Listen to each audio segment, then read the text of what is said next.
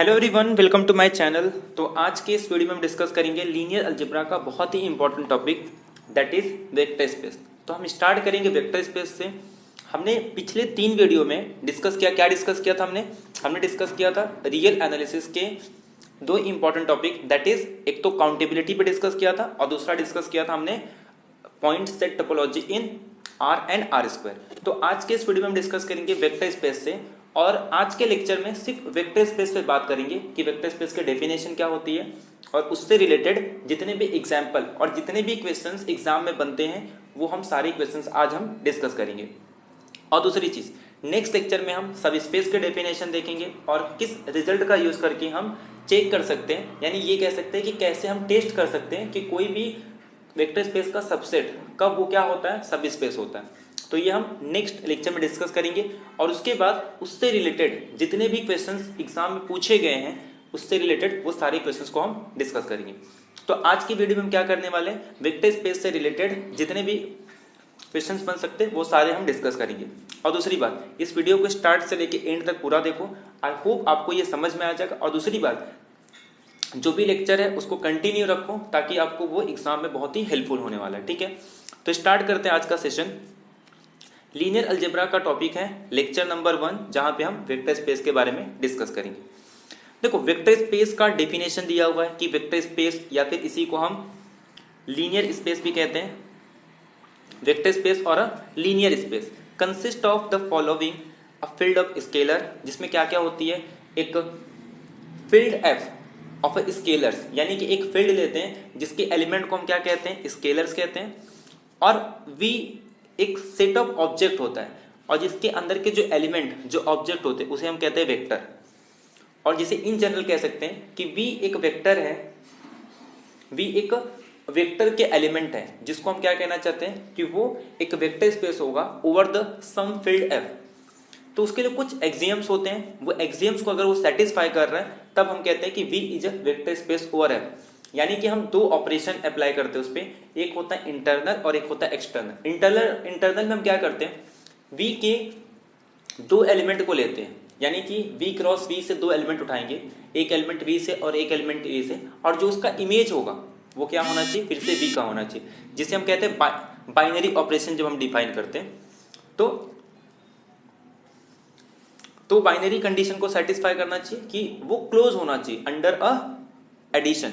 उसके बाद हम और एक मैप डिफाइन करते हैं, जो कि एक एलिमेंट हम V से लेंगे और एक एलिमेंट फील्ड से लेंगे, और जब किसी फील्ड के एलिमेंट को जब वेक्टर स्पेस पे अप्लाई करते हैं तो वो फिर से क्या होना चाहिए, V का एलिमेंट होना चाहिए। तो हम कहते हैं कि V is a vector space over F if it satisfy certain condition, certain axioms को अगर वो सेटिस्फाई कर रहा तब। बट ये 2 कंडीशन डिफाइन होनी चाहिए, कुछ प्रॉपर्टी वो with respect to addition satisfy करना चाहिए और कुछ property with respect to multiplication, जैसा कि आप लोग के सामने दिख रहा है। पहले मैं एक बार आपको थोड़ा एक्सप्लेन कर देता हूं क्या करते हैं इसमें हम लोग। देखो, बाकी लोग को तो पता ही होगा, फिर भी जो एकदम बेसिक से पढ़ रहे हैं मैं उनको एक बार थोड़ा समझा सकता हूं।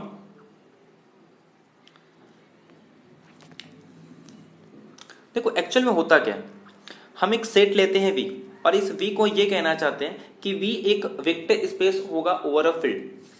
फील्ड के एलिमेंट को स्केलर बोलते हैं, V के एलिमेंट को वेक्टर्स बोलते हैं। अब इसके लिए कंडीशन ये होती है कि V जो है ये अबेलियन ग्रुप होना चाहिए। V क्या होना चाहिए, अबेलियन ग्रुप अंडर एडिशन, और F तो फील्ड होना चाहिए। और उसके बाद जब हम एक्सटर्नल मैप डिफाइन करते हैं, यानी कि ये V अबेलियन ग्रुप होने का मतलब ये है कि एक मैप डिफाइन करते हैं, सपोज मैं एडिशन वाला मैप डिफाइन कर रहा हूं, V क्रॉस V से लेके V तक, तो इसके कुछ कंडीशन सेटिस्फाई करने चाहिए। अब अबेलियन ग्रुप बोल रहा हूं, इसका मतलब क्या होना चाहिए, पहले ये क्लोज होना चाहिए। सेकंड प्रॉपर्टी ये कहता है कि वो एसोसिएटिविटी होना चाहिए, कि अगर मैं कोई भी एलिमेंट ले लूं A plus B plus C, और ये तीनों वेक्टर कहां से बिलोंग कर रहे हैं, B से बिलोंग कर रहे हैं, तो इसे मैं कैसे लिख सकता हूं, A plus B plus C।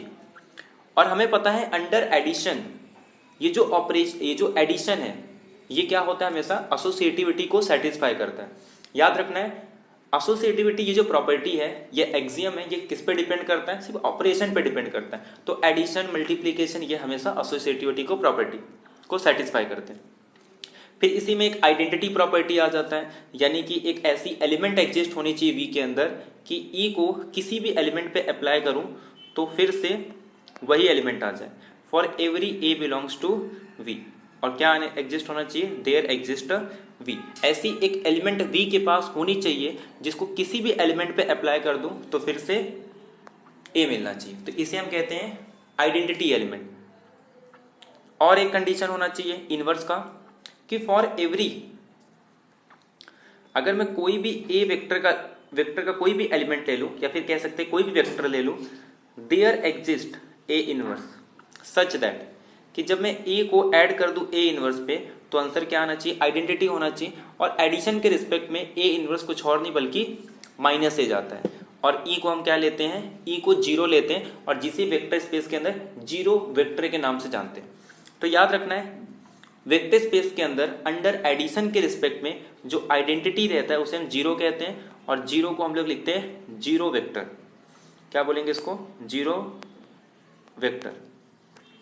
इसकी कुछ प्रॉपर्टी होती है वो हमें डिस्कस नहीं करना यहाँ पे, कि जीरो को किसी वेक्टर से मल्टीप्लाई करेंगे तो भी जीरो होगा, किसी स्केलर को जीरो से मल्टीप्लाई करेंगे तो भी रिजल्ट हमेशा जीरो वेक्टर ही आता है। अब ध्यान से सुनो नेक्स्ट चीज, अब हम क्या करेंगे, एक मैप डिफाइन करेंगे स्केलर की, एक मैं स्केलर मैप कि किसी भी एफ के एलिमेंट को अगर मैं वी पे अप्लाई करता हूं तो उसका रिजल्ट फिर से वी में जाता है।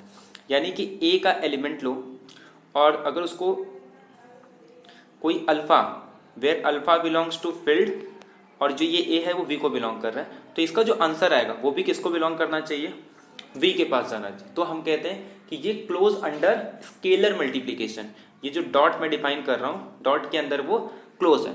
उसके बाद कुछ कंडीशंस हैं वो सेटिस्फाई करनी चाहिए, जो कि डेफिनेशन में आपको दिखा देता हूं।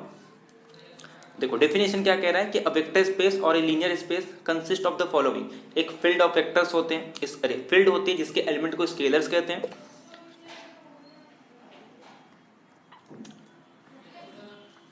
और वी एक सेट ऑफ ऑब्जेक्ट होता है जिसे हम वेक्टर्स कहते हैं।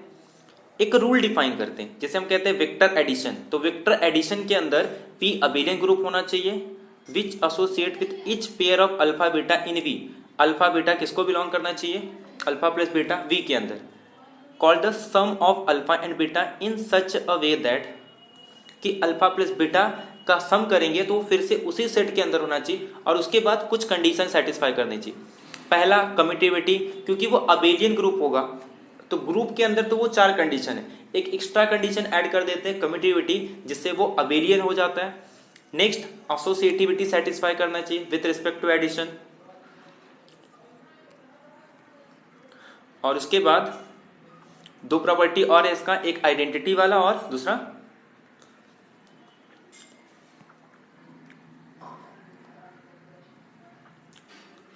आइडेंटिटी, जिसे हम v के अंदर जीरो वेक्टर के नाम से जानते हैं कि अल्फा पे जीरो ऐड कर दो फिर से अल्फा मिलता है, और एवरी अल्फा इन v। फोर्थ क्या होना चाहिए, अल्फा में अगर इनवर्स ऐड कर दूं जिसे हम कहते हैं निगेटिविटी ऑफ वेक्टर, अगर अल्फा एक वेक्टर है तो उसका नेगेटिव वेक्टर यानी कि अपोजिट डायरेक्शन में सेम लेंथ का वेक्टर, तो अल्फा में माइनस अल्फा ऐड कर देंगे तो कितना आ जाता है, जीरो। उसके बाद एक मल्टीप्लीकेशन रूल डिफाइन करते हैं, अ रूल और ऑपरेशन जिसे हम कहते हैं स्केलर मल्टीप्लीकेशन, जिसके एसोसिएट अगर किसी भी स्केलर को मैं अप्लाई करता हूं, एफ पे ऑपरेट करता हूं, तो मुझे फिर से क्या होता है, एक एलिमेंट वी के अंदर मिलती है जिसे हम प्रोडक्ट कहते हैं सी और अल्फा का, इस तरीके से कि पहली प्रॉपर्टी ये है कि फील्ड के पास एक यूनिटी होना चाहिए, यूनिटी जिसे हम वन के नाम से जानते हैं, one belongs to F such that कि उसको किसी भी एलिमेंट पे अप्लाई कर दो अल्फा के, तो आंसर क्या आना चाहिए, हमेशा अल्फा आना चाहिए। सेकेंड, ये एसोसिएटिविटी सेटिस्फाई करना चाहिए कि कोई भी दो एलिमेंट ले लो, कहाँ का, फील्ड का, और उसको अल्फा पे अप्लाई करो, या फिर सी को वन को बाहर रखो और C2 को अप्लाई करके फिर मल्टीप्लाई करो तो भी आंसर सेम होता है। उसके बाद किसी भी स्केलर को अगर अल्फा और बीटा पे अप्लाई कर रहा हूं तो C into alpha plus C into beta होना चाहिए, या फिर इसका मतलब ये होता है कि मल्टीप्लीकेशन, ये जो एसोसिएटिविटी है, मल्टीप्लीकेशन ओवर एडिशन और एडिशन ओवर मल्टीप्लीकेशन, दोनों साइड से ये अप्लाई होनी चाहिए। तो ये अगर इन सारे एक्सियम्स को सेटिस्फाई कर रहा है, कितनी प्रॉपर्टी हो गई, पहले तो with respect to addition 5 property हो गया क्लोजर को ऐड करके, और with respect to multiplication 5 property हो गया किसको, क्लोजर को ऐड करके। और अगर क्लोजर को अलग कर दूं तो 4 4 8 और 2 क्लोजर की 10 प्रॉपर्टी को अगर सेटिस्फाई करता है कोई भी V vectors under the over some field F, तो हम कहते हैं वी एक वेक्टर स्पेस फॉर्म करता है ओवर अ फील्ड एफ। ये तो हो गया डेफिनेशन, बट डेफिनेशन अप्लाई करके हम हमेशा वेक्टर स्पेस नहीं चेक करते हैं।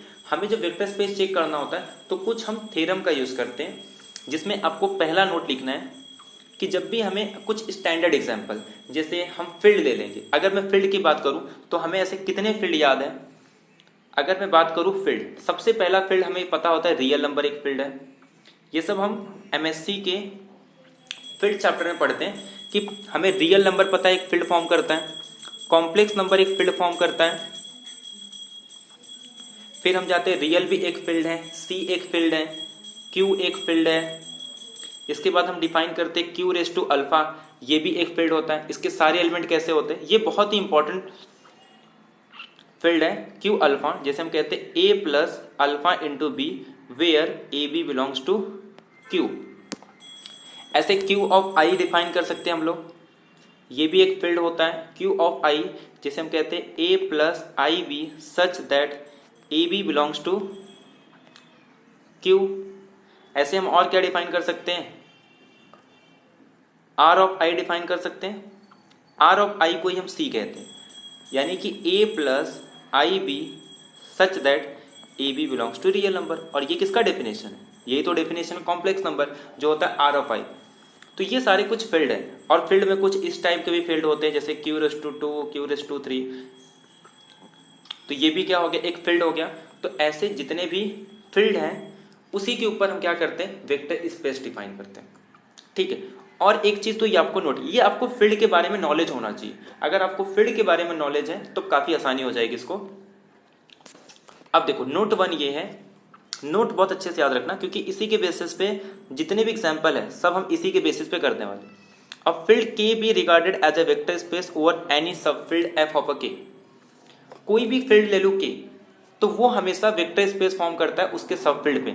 जैसे कि मैं अगर ले लूँ के, वी को अगर मैं के ले लूँ और ये बोलूँ कि ये एफ पे अप्लाई कर रहा हूँ where F is a field, तो ये जो एफ है ये इस के का क्या होना चाहिए, सब फील्ड होना चाहिए।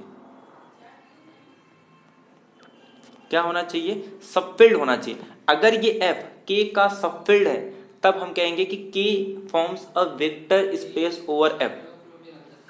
इसके कन्वर्स के बारे में कुछ नहीं कह सकते, के अगर वेक्टर स्पेस फॉर्म कर रहा है एफ के ऊपर, बट एफ हो सकता है के ऊपर फॉर्म करे या नहीं। अगर इक्वल है तब तो फॉर्म करेंगे, अदरवाइज नहीं करेंगे। कोई भी सब फील्ड अपने सुपर फील्ड पे कभी भी वेक्टर स्पेस फॉर्म नहीं करता है। हाँ, अगर वो इक्वल है तभी केस है, अदरवाइज वो कभी भी वेक्टर स्पेस फॉर्म नहीं करता। उसका रीजन क्या है वो भी हम देख लेंगे। देखो सेकंड यहाँ पे रीजन भी दिया है, जैसे फॉर एग्जाम्पल हमें पता है कि आर इज अ, ये जो रियल नंबर आपको दिख रहा है ध्यान से समझता, ये रियल नंबर इस सी का सब फील्ड है। आर सबसेट भी है, आर एक फील्ड फॉर्म करता है, सी एक फील्ड है और आर उसका सबसेट है। तो इस हमें पता है कि कोई भी सबसेट, अरे अगर ए बी का सबसेट है और एक खुद फील्ड है बी भी फील्ड है, तो ए ऑटोमेटिक क्या हो जाता है, बी का फील्ड हो जाता है। तो आर जो है ये सब फील्ड है। अब अगर आर सब फील्ड है और सी हमारे पास फील्ड है तो ये हमेशा वेक्टर स्पेस फॉर्म करेगा। अब क्वेश्चन आता है कि क्या आर ओवर सी क्यों वेक्टर स्पेस फॉर्म नहीं करता। इसका रीजन देखो, जैसे अगर फॉर एग्जांपल मैं मान लूं कि आर जो है ये वेक्टर स्पेस फॉर्म कर रहा है ओवर अ फील्ड एफ,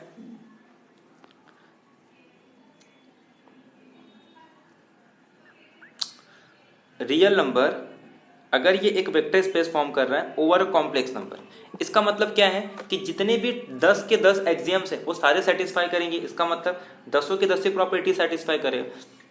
तो इसका मतलब जो क्लोज अंडर मल्टीप्लीकेशन भी होना चाहिए। एक काम करता हूं, मैं एक एलिमेंट ले लेता हूं अल्फा सी का आई, और इसको मल्टीप्लाई कर देता हूं किसी भी रियल नंबर से, जैसे कि आई को मल्टीप्लाई कर दूं और एक एलिमेंट ले लूं 2, तो जब मैं 2i या 2i मल्टीप्लाई करता हूँ तो इसका आंसर आ रहा है 2i।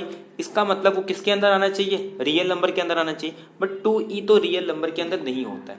तो देयरफॉर एक भी ऐसी एलिमेंट सी की मिल जाए जिसको ऑपरेट करने पे वो अगर रियल नंबर के अंदर नहीं जा रहा है, that means R is not a vector space over a field C. तो इसीलिए कोई भी फील्ड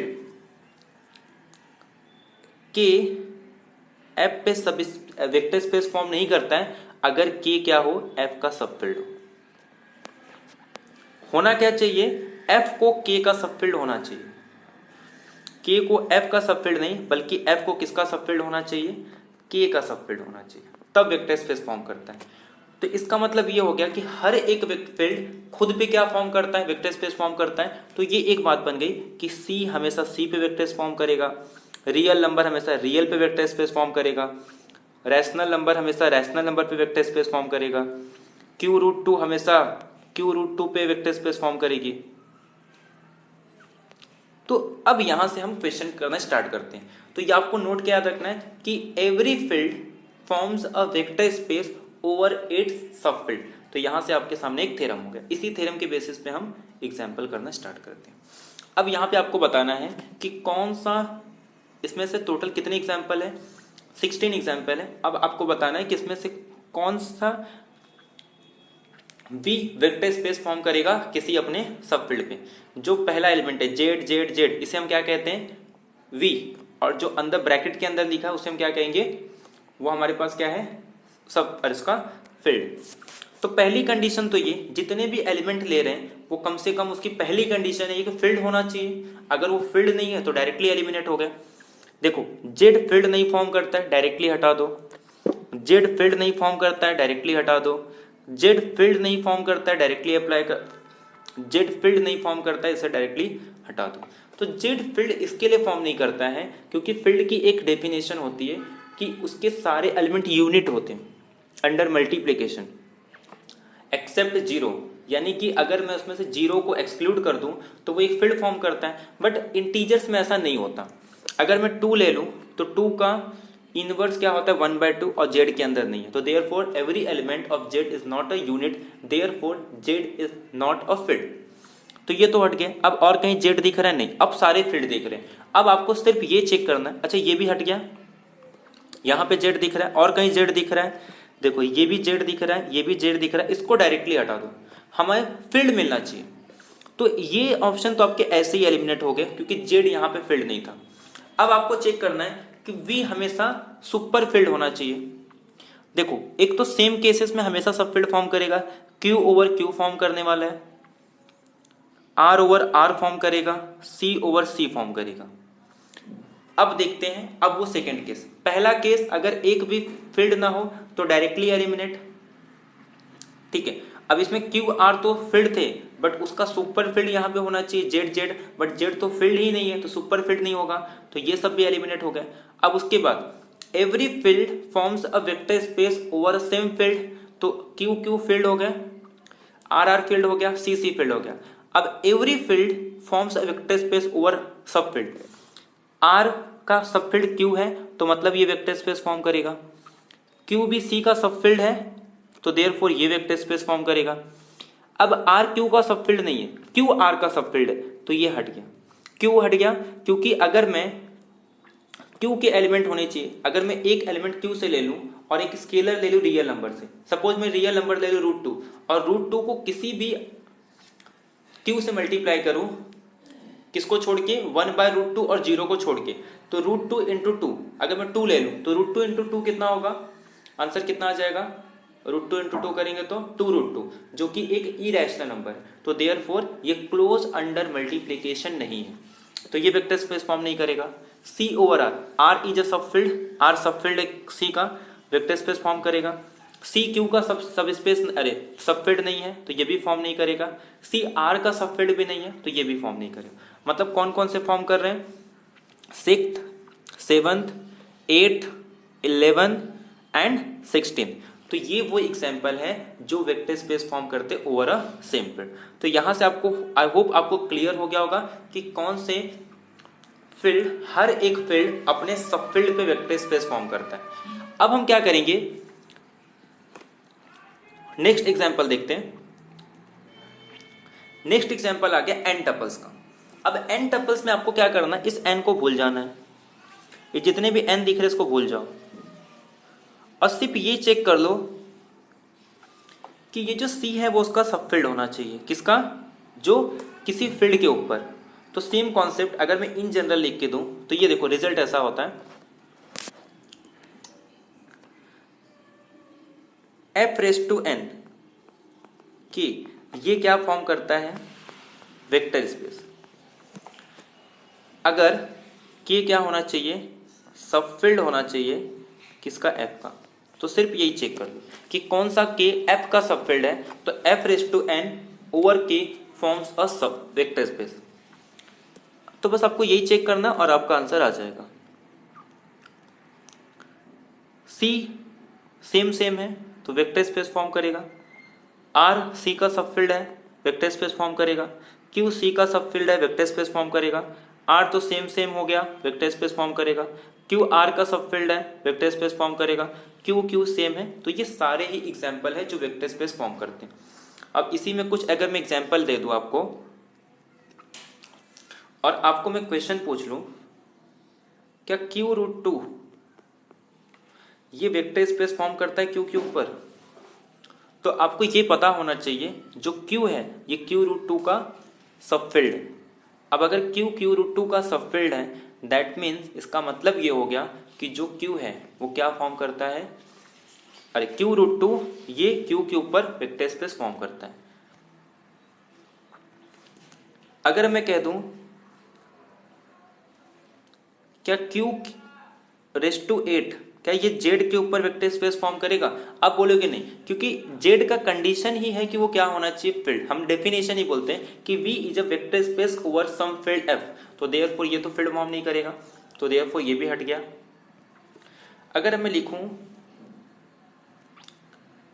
क्यू रूट टू का 2 मतलब Q root two cross Q root two, क्या ये वेक्टर स्पेस फॉर्म करेगा क्यू पे, तो आप बोलोगे हाँ, क्योंकि ये इसका सब फील्ड है, तो therefore Q square root two Q ये क्या फॉर्म करेगा, सब फील्ड। तो इन जनरल आपको याद रखना है कि कोई भी एफ रेस टू एन ये वेक्टर स्पेस फॉर्म करता है over a field K if and only के क्या होना चाहिए, एफ का सब फील्ड होना चाहिए। यही सेम चीज आपको हर जगह याद रखना है। अब देखो नेक्स्ट एग्जांपल आ गया मैट्रिक्स का। एक मैट्रिक्स डिफाइन कर रहा हूं जिसके सारे एंट्री किसी फील्ड से होंगे। m क्रॉस n ऑर्डर का एक मैट्रिक्स है जिसके एंट्री जो है ए आई जे वो कहां से बिलोंग करनी चाहिए, फील्ड से। तो इसमें आपको याद रखना है कि ये जो भी एंट्री जिस फील्ड से भी बिलोंग करनी चाहिए, तो ये मैट्रिक्स उसी के ऊपर वेक्टर स्पेस फॉर्म करेगा अगर ये के जहां से एलिमेंट बिलोंग कर रहा है उस फील्ड का सब फील्ड होना चाहिए। तब ये matrix M N over F, या फिर ये कह सकते हैं कि एक M cross N matrix F मतलब ये एंट्री जो होंगे उसकी एफ से ये वेक्टर स्पेस फॉर्म करेगा over field K if and only K is a सब फील्ड ऑफ एफ होना चाहिए।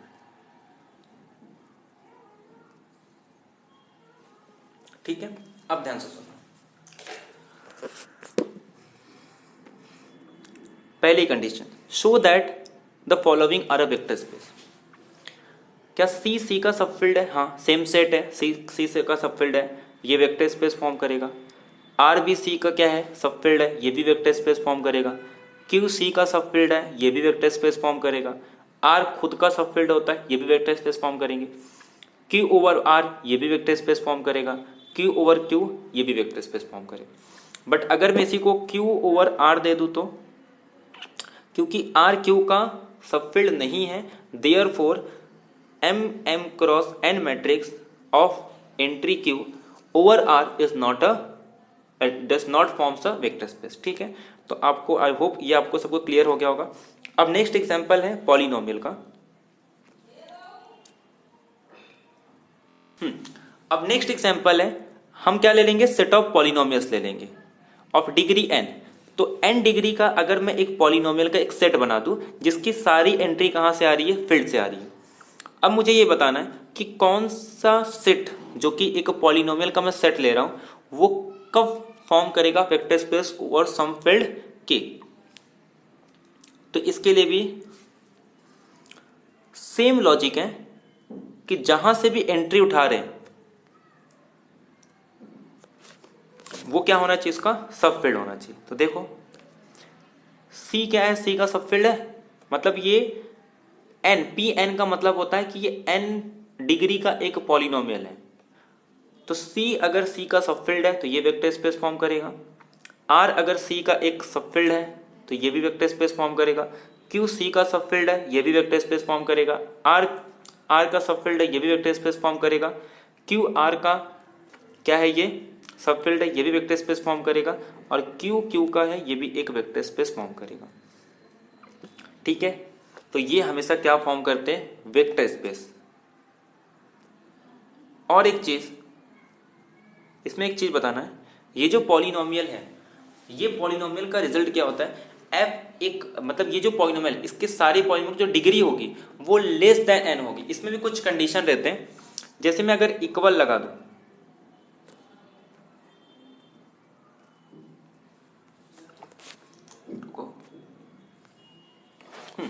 जैसे कि अगर मैं एक पॉलिनोमियल ले लूं एक्स स्क्वायर, ठीक है, ये 2 डिग्री का पॉलिनोमियल है, और एक पॉलिनोमियल ले लूं माइनस एक्स स्क्वायर प्लस 1। अगर मैं ये बोल दूं कि एक पॉलिनोमियल ले रहा हूं जिसकी डिग्री 2 है और सिर्फ एग्जैक्टली उसकी डिग्री 2 होनी चाहिए, अब मैं अगर इसको ऐड करता हूं तो इसका आंसर क्या आएगा 1। तो क्या इसकी डिग्री 2 है, नहीं, तो इसका मतलब ये क्या फॉर्म नहीं करेगा, वेक्टर स्पेस फॉर्म नहीं करेगा, अंडर क्लोजर ही सेटिस्फाई नहीं कर रहा है। और अगर मैं बोलूं ग्रेटर देन बोलूं, तो अब मैं ले लेता हूं सपोज एक्स स्क्वायर और एक ले ले रहा हूं X square plus 1 X cube, मतलब एक पॉलिनोमियल ले रहा हूं जिसकी degree greater than is equal to 2 होगी। एक काम करते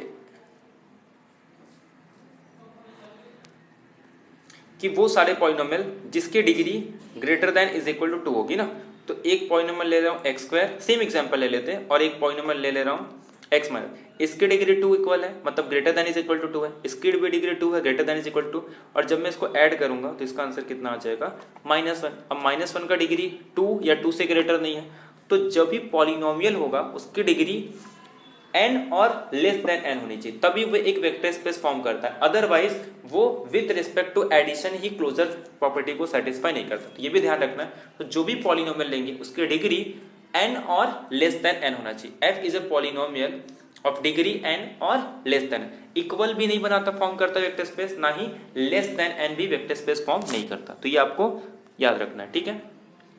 अब ध्यान से सुनो, अब ये मान के चलते जितने भी पॉलिनोमियल है उनका डिग्री n और लेस देन n है, तो क्या C over C vector space form करेगा। सेम लॉजिक है कि C क्या होना चाहिए, जो भी पॉलिनोमियल के जितने भी एंट्री है, एंट्री मतलब पॉलिनोमियल को कैसे लिखते हैं हम लोग, a0 plus a1x so on up to anx to n। तो ये जो स्केलर वाली एंट्री है वो सब कहाँ से आती है, हमारी C से, यहाँ पे भी C से, यहाँ पे C, यहाँ पे R और यहाँ पे Q। तो ये जो भी फील्ड आ रहा है उसे हम क्या लिख रहे हैं, P of C। P of C मतलब अब पॉलिनोमियल ऑफ एंट्री कहाँ से आ रहे हैं, उसके एंट्री सारे कोएफिशिएंट वो कहाँ से आ रहे हैं, हमारे C से आ रहे हैं। तो यहाँ पे लॉजिक सेम है वेक्टर स्पेस के लिए कि जहाँ से भी एंट्री आ रहे हैं जिस फील्ड से भी, उस फील्ड के ऊपर ये पॉलिनोमियल वेक्टर स्पेस फॉर्म करेगा किसी दूसरे फील्ड पे, सिर्फ और सिर्फ जब ये C क्या होना चाहिए, C का सब फील्ड होना चाहिए। C ओवर C होगा क्योंकि C क्या है, C का सब फील्ड है, तो देयरफॉर वो सारे पॉलिनोमियल जिसकी एंट्री C है वो एक वेक्टर स्पेस फॉर्म करते ओवर C। ये भी वेक्टर स्पेस फॉर्म करेगा क्योंकि R C का सब फील्ड है, ये भी वेक्टर स्पेस फॉर्म करेगा क्योंकि Q C का सब फील्ड है, ये भी वेक्टर स्पेस फॉर्म करेगा, ये भी वेक्टर स्पेस फॉर्म करेगा, ये सारे वेक्टर स्पेस फॉर्म करेंगे। लेकिन अगर इसी को उल्टा ले लूँ, Q over R vector space form नहीं करेगा, R over C vector space form नहीं करेगा, Q ओवर C वो भी वेक्टर स्पेस फॉर्म नहीं करेगा, ठीक है। तो ये आपको नोट डाउन करना।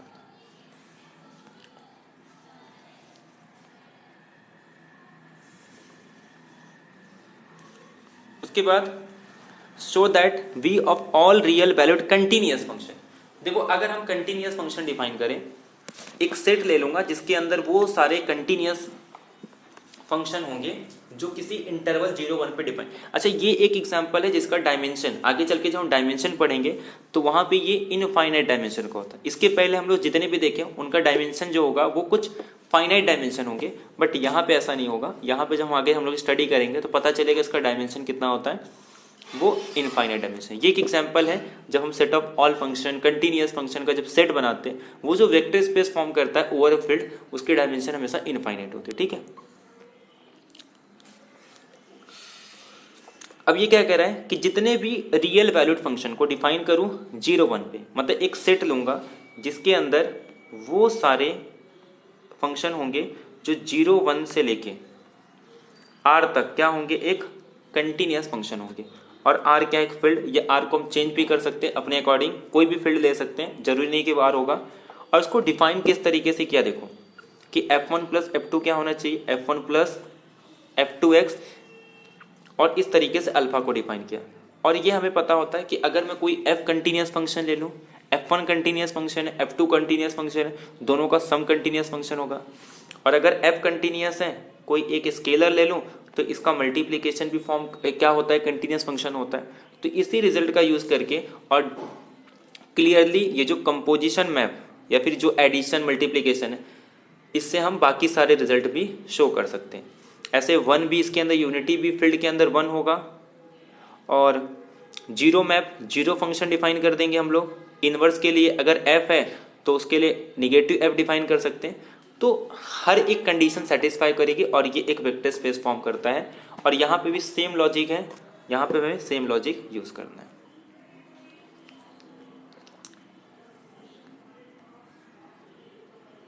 अब आता है सबसे important, finite vector space. Show that कि the following are the vector space.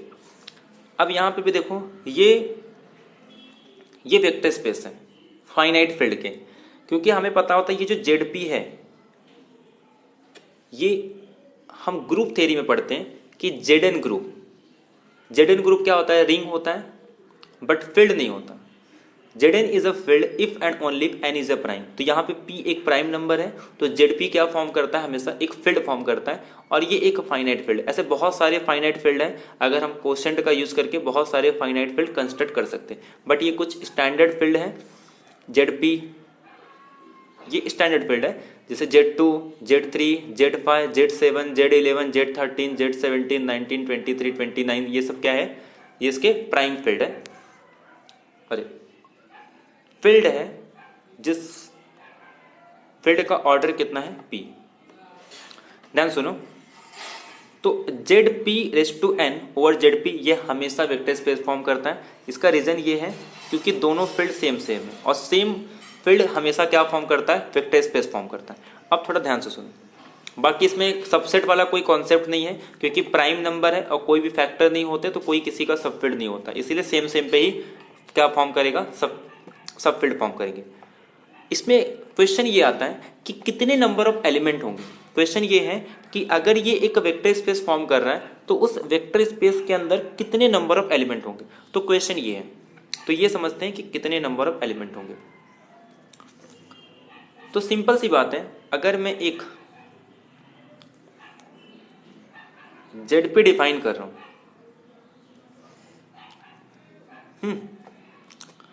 तो ये एक वेक्टर स्पेस फॉर्म करता है किसके ऊपर, ZP। तो इसके कैसे एलिमेंट होंगे, अगर ZP⁴n ले लूं, वो कलर चेंज कर लेता हूं, कौन सा कलर ले लो, ब्लू, ठीक है। तो ZP⁴n, तो इसका मतलब इसके एलिमेंट कैसे होंगे, AB, वेर A बिलोंग करेगा ZP को, B भी बिलोंग करेगा ZP को। तो A के पास कितने चॉइसेस है, A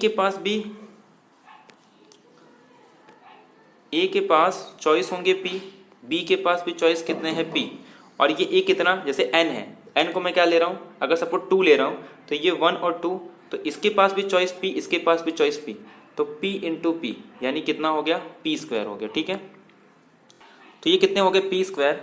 इसका मतलब अगर मैं इन जनरल Z⁴n से उठाऊं तो हर एक एंट्री कहां से होंगे, A1, A2, so on up to AN। हर एक के पास कितने चॉइसेस है, ये ZP से बिलोंग कर रहा है, इसके पास भी P चॉइस, इसके पास भी P चॉइस, ऐसे इसके पास भी P चॉइस। तो ऐसे कितने टाइम्स है ये, n टाइम्स है। तो therefore total number of element in a vector space p⁻n। तो देयरफॉर जब भी हम एक वेक्टर स्पेस फॉर्म करेंगे Zp⁻n ओवर Zp, तो इस वेक्टर स्पेस के अंदर जो नंबर ऑफ एलिमेंट्स होंगे, नंबर ऑफ एलिमेंट्स वो कितने हो जाएंगे, p⁻n। तो ये आपको याद रखना है, p⁻n एलिमेंट होंगे। अब ऐसे ही और एक एग्जांपल देखते हैं पॉलिनोमियल का। अगर मैं एक पॉलिनोमियल ले लूं जिसका एंट्री Zp से बिलोंग कर रहा है, तो कितने नंबर ऑफ एलिमेंट होंगे। सेम कॉन्सेप्ट है। अगर जैसे फॉर एग्जांपल मैं p3 ले रहा हूं, p3 ओवर Zp, सीधी सी बात है, इसके पास ये a1 a1x plus a2x plus a3x, where a1 a2 a3 कहाँ से बिलोंग करेंगे, p से। तो इसके पास भी p चॉइस, इसके पास भी p चॉइस, इसके पास भी p चॉइस, इसके पास भी p चॉइस, तो p⁻4। तो यहाँ पे p⁻4 आ गया। तो अगर n डिग्री का पॉलिनोमियल है तो p⁻n+1 आएंगे। तो यहाँ से एक आ गया कि अगर मैं एक पॉलिनोमियल डिफाइन करता हूँ ओवर Zp और एक वेक्टर स्पेस फॉर्म करूँ किसके ऊपर, ओवर Zp के ऊपर, तो कितने नंबर ऑफ एलिमेंट हो जाएंगे इस वेक्टर स्पेस के ऊपर, और इस वेक्टर स्पेस के अंदर p⁻n+1। ठीक है, ये p⁻n+1। और अगर Zp⁻n को Zp के ऊपर फॉर्म करूं तो कितने नंबर ऑफ एलिमेंट होंगे, टोटल p⁻n एलिमेंट होते। तो ये आई होप ये सबको आपको क्लियर हो गया होगा। तो अब क्वेश्चन करते हैं। क्वेश्चन में ये पूछा है कि कितने नंबर ऑफ एलिमेंट होंगे in the vector space given. यहाँ पे कितने एलिमेंट हो जाएंगे, p⁻n। ऐसे अगर मैं मैट्रिक्स की बात करूं तो मैट्रिक्स के अंदर कितने एंट्री होते हैं, मैट्रिक्स के अंदर टोटल एंट्री होते हैं m×n, और हर एक के पास कितने चॉइसेस हैं, p चॉइसेस हैं। तो टोटल एलिमेंट कितने हो जाएंगे, p⁻m×n। ऐसे यहाँ पे कितने, एक पॉलिनोमियल ले रहा हूँ Zp से, तो इसके पास कितने एलिमेंट हो जाएंगे, p⁻n+1। तो ये आपका क्वेश्चन हो गया कि द नंबर ऑफ एलिमेंट, यहाँ पे p⁻n, यहाँ पे p⁻m×n, यहाँ पे p⁻n+1। Right the all the element of the vector space. अब आगे कुछ क्वेश्चंस है, उसका फटाफट आपको आंसर बताना है। इसके पास कितने एलिमेंट होंगे, तो p कितना है 2, और ऊपर कितना कर दोगे 2⁻2 का स्क्वायर, कितने एलिमेंट होंगे 4। यहाँ पे इसके पास कितने एलिमेंट होंगे 2⁻3। यहाँ पे इसके पास कितने एलिमेंट होंगे, p कितना है 3, n कितना है 2, 3 का स्क्वायर। इसके पास कितने एलिमेंट होंगे, p = 3, n = 3, 3:3। इसके पास कितने एलिमेंट होंगे, एक थोड़ा रब कर देता हूँ। इसके पास कितने एलिमेंट होंगे, फील्ड कितना है 2, पावर में क्या लिखना है m×n, तो 2 × 2 यानी कि 4, 2⁻4 एलिमेंट होंगे। इसके पास कितने एलिमेंट होंगे, सेम है ये 2, और मल्टीप्लिकेशन पावर में 3 × 2 कितना हो जाएगा 2⁻6। तो ऐसे आप सब निकाल सकते हो। यहाँ पे पॉलिनोमियल का आ गया, Z2 से बिलोंग कर रहा है, और n कितना है, डिग्री है 2 का, तो देयरफॉर 2 का एक पावर एक्स्ट्रा कर देंगे, मतलब p⁻n+1, दैट इज 2⁻2+1, तो 2⁻3। यहाँ पे 3n 2 है तो 2+1 3, तो यहाँ पे 3⁻3 आ जाएगा, और लास्ट में ये p = 2, n = 3, तो 3+1 कितने आ जाएंगे 4। आई होप ये आप सबको क्लियर हो गया हो कितने नंबर ऑफ एलिमेंट इसके अंदर। अब क्वेश्चंस करते हैं एमसीक्यू टाइप के। 3 क्वेश्चन है, ज़्यादा टाइम नहीं लूंगा। अब इसमें से आपको बताना है कि कौन सा वेक्टर स्पेस है। R is a vector space over n, नहीं, क्योंकि n क्या नहीं है, फील्ड नहीं है। R is a vector space over C, नहीं, क्योंकि C R का सब फील्ड नहीं है। R is a vector space, तो ये भी रॉन्ग, ये भी wrong. R is a vector space over Z, नहीं, क्योंकि Z फील्ड नहीं है। तो therefore none of the above. ठीक है, तो एकदम सिंपल क्वेश्चन हो गया। अगर आपका पूरा कॉन्सेप्ट क्लियर है तो ये क्वेश्चन आपका बहुत ही सिंपल हो जाएगा। नेक्स्ट क्वेश्चन करते हैं।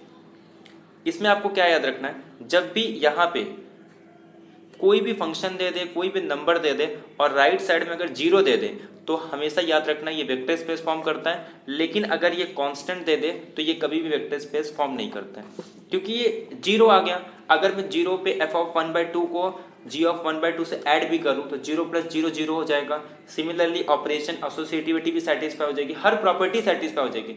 लेकिन अगर नॉन जीरो होगा तो प्रॉब्लम कहाँ आता है, जीरो नहीं बिलोंग करता, कि ऐसी कोई भी एलिमेंट नहीं होगी जिसके लिए मुझे क्या मिल जाए, जीरो मिल जाए। तो देयरफॉर जीरो के लिए प्रॉब्लम होता है क्योंकि वहां पे जीरो वेक्टर नहीं होता। तो ये भी वेक्टर स्पेस फॉर्म करेगा, ये वेक्टर स्पेस फॉर्म नहीं करेगा क्योंकि ये इस स्केलर की वजह से। प्रॉब्लम कहाँ आता है, जीरो वेक्टर। यहाँ पे कोई जीरो वेक्टर नहीं, ऐसा कोई भी एलिमेंट नहीं होगा जिसके लिए मुझे जीरो एलिमेंट मिले। देखो इसको मैं क्या डिफाइन कर सकता हूं, इसे अगर मैं लेफ्ट साइड में लेके आ जाऊं, एक नया फंक्शन डिफाइन कर दूंगा, H of X is equal to F of zero minus F of one.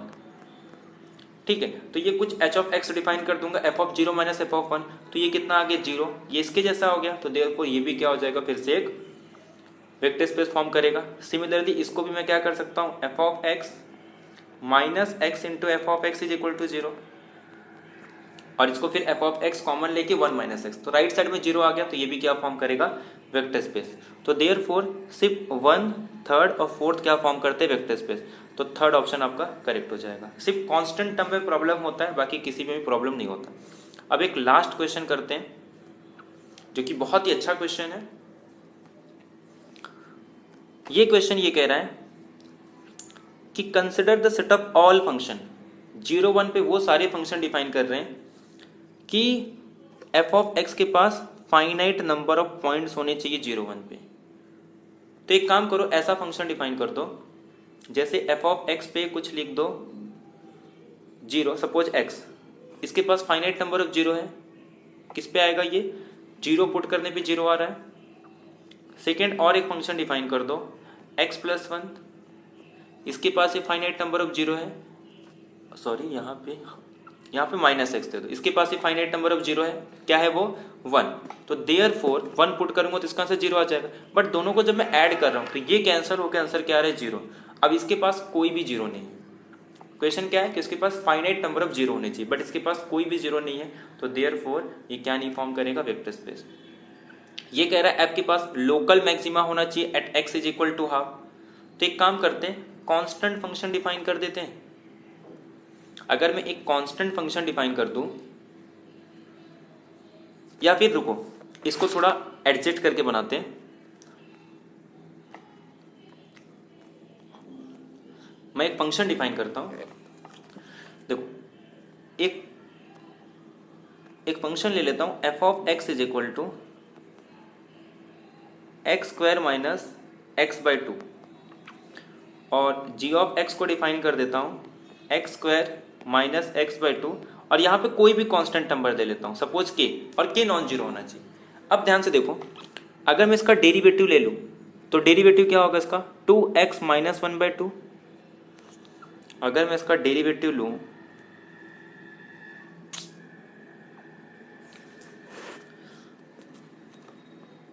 तो उसका डेरिवेटिव क्या होगा, F of x square minus X by to था, तो जब मैं उसका डेरिवेटिव लूंगा, आप पीछे करके देख सकते हो, तो 2x minus one by two. तो जब मैं यहाँ पे F of one by two put कर रहा हूँ तो इसका आंसर जीरो आ रहा है, मतलब वन बाई टू इसका एक्सट्रीमम हो जाएगा।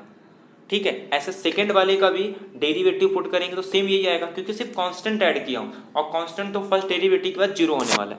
अब उस फंक्शन को थोड़ा ध्यान से देखो, इसका मतलब ये कि ये भी हाफ पे एक्सट्रीमम दे रहा है, ये भी हाफ पे एक्सट्रीमम दे रहा है, लेकिन जब दोनों को ऐड कर दूंगा तो ये कैंसल, सपोज इसको ऐड करने के लिए एक को माइनस ले लूंगा, एक को प्लस ले लूंगा, बाकी सेम को आंसर वही देने वाले हैं।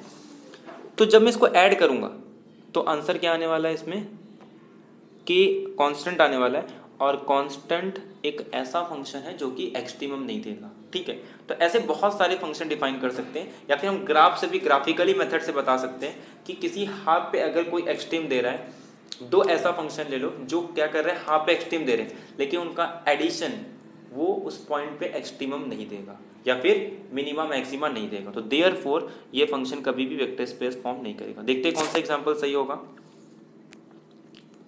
तो ये भी एक वेक्टर स्पेस फॉर्म नहीं कर रहा है, ये भी एक वेक्टर स्पेस फॉर्म नहीं कर रहा है, क्योंकि लोकल मैक्सिमा जरूरी नहीं है कि उस पे, अगर एफ ऑफ एक्स पे है, जी ऑफ एक्स पे हाफ पे लोकल मैक्सिमा है, तो उसके एडिशन पे, उसके मल्टीप्लीकेशन पे, मल्टीप्लीकेशन का भी यूज करके हम लोग कर सकते हैं। तो ये भी नहीं होगा, सेम ऐसे एक्सट्रीमम है, लोकल मैक्सिमम एक्सट्रीमम आ जाएगा।